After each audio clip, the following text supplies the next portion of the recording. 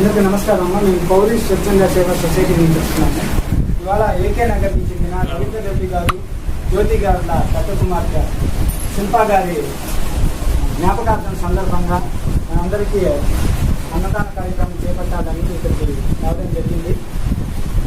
శిల్పా గారి ఆత్మ శాంతించాలని, శాంతి చేకూరాలని మనస్ఫూర్తిగా కోరుకొని వాళ్ళకి వచ్చిన అన్నదాన కార్యక్రమం చేయడం కోరుతున్నాను.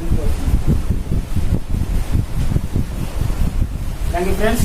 మనందరం విన్నాం కదా, ఈరోజు మన దగ్గరకు వచ్చింది కరోనా కాలం నుంచి కూడా, కరోనా వచ్చిన 5-6 నెలల నుంచి కూడా మనకి ఎంతో హెల్ప్ చేస్తూ, మనకి మేమున్నాము అంటూ ప్రొటెక్ట్ చేస్తూ మనకి ధైర్యాన్ని కల్పిస్తున్నటువంటి పవర్ యూ రమేష్ అన్న తరఫున ఏకనగర్కి చెందినటువంటి జ్యోతి గారు, రవీంద్ర రెడ్డి సార్ గారి కుమార్తె పెద్ద కుమార్తె శిల్ప గారి వర్ధంతి సందర్భంగా మనకి ఈరోజు భోజనం ప్రొవైడ్ చేస్తున్నారు.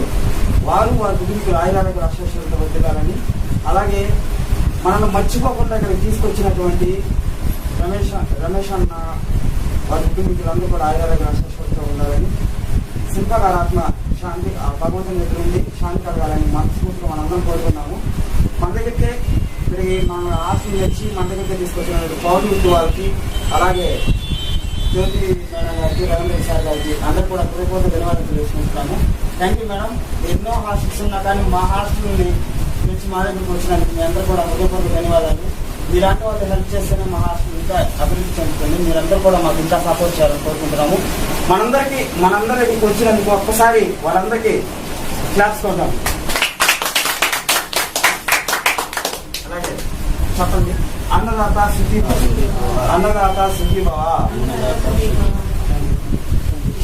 ఎప్పటికప్పుడు పొలిటికల్ అప్డేట్స్ కోసం సబ్స్క్రైబ్ చేయండి BB6 తెలుగు ఛానల్.